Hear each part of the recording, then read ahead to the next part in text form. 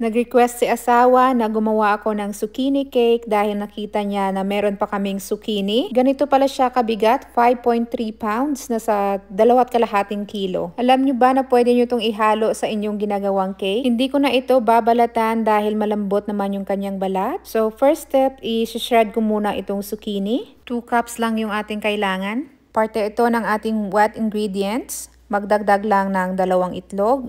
1 and 1/8 cup ng oil, 1/4 cup ng white sugar at saka 1/4 cup ng brown sugar, 1.5 teaspoons ng vanilla extract, tapos paghaluin nyo lang ito. Ayoko ng sobrang tamis na cake, kaya kung gusto nyo, magdagdag lang kayo ng asukal. Para naman sa ating dry ingredients, paghaluin nyo lang yung 2.5 cups ng flour, 2 teaspoons ng baking soda, half teaspoon baking powder, half teaspoon salt, half tablespoon ground cinnamon, at 1/4 teaspoon ng ground nutmeg. Now, ready na tayong paghaluin yung wet at dry ingredients. At para mas lalong sumarap itong ating cake, magdagdag tayo ng 3/4 cup ng chopped na walnuts. Gumamit ako dito ng 9x13 na baking dish. Nag-spray muna ako ng oil bago nilagay yung ating mixture. Ready na to for baking. Binake ko ito sa 350 Fahrenheit for 35 minutes. Habang nag-aantay na maluto yung ating cake, gumawa naman tayo ng cream cheese frosting. Gumamit ako dito ng half cup butter, tapos 8 ounces ng cream cheese. Siguraduhin nyo lang na nasa room temperature ito sila para madali silang haluin.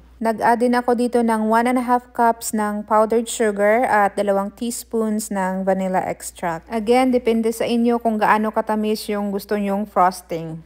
Ilagay ko muna ito sa refrigerator habang nag-aantay tayo na maluto at lumamig yung ating cake. After 35 minutes, ito na yung ating zucchini cake. Gumamit lang ako dito ng skewer or barbecue stick para ma-check kung luto na nga ito. Palamigin muna natin to bago natin ilagay yung ating frosting. Tapos kinayod ko na rin pala yung natira pang zucchini para meron akong mahuhugot nito anytime kapag gusto ko pang gumawa ng zucchini cake. So sa quart size na bag, naglagay lang ako ng 2 cups ng shredded na zucchini. Ilalagay ko lang ito sila sa freezer. So ganyan lang kasimple mag-imbak ng shredded na zucchini. 5 batch din ng cake yung magagawa nito. Lumamig na yung ating cake, kaya maglagay na tayo ng ating frosting. Nilagay ko lang siya sa piping bag. Optional lang ito. Pwedeng ipahid nyo lang yung frosting sa taas. Panindigan natin yung ating kaartihan dahil sabi ng mga tao dito, maarte tayo. Tiaw lang ah. Pwede na ni kaunon. Pwede na natin tong kainin. Matutuwa na naman itong aking asawa kasi pag uwi niya from work, may cake na siya. Parang may birthday lang. Dali na, makaon na ta. Ito yung aming panulse, dessert tonight. Kakatapos lang naming maghapunan. O diba, mas maganda talaga pag may style yung ating frosting.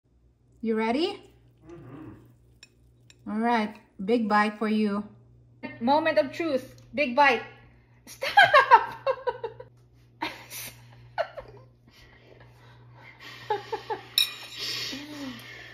You're crazy. Is it good? Very good. I really like the frosting. Kaon ta. That's all I can have. Hindi kasi gluten-free, kaya isang kagat lang yung akin. Pero yung frosting, tingnan nyo, napakasarap. Subukan nyo yung recipe ko sa frosting, napakasarap niya.